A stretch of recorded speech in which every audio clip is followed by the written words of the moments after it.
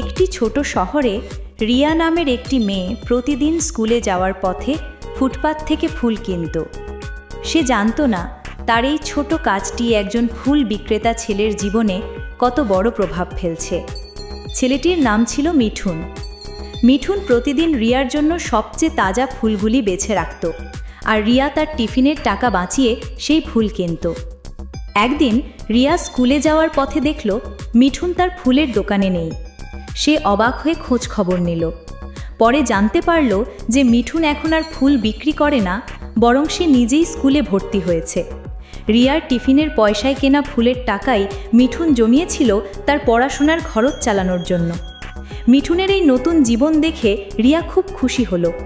সে বুঝতে পারল তার ছোট ছোট সাহায্যই মিঠুনের জীবনে শিক্ষার আলো নিয়ে এসেছে, যা তার জীবনকে পুরোপুরি বদলে দিয়েছে।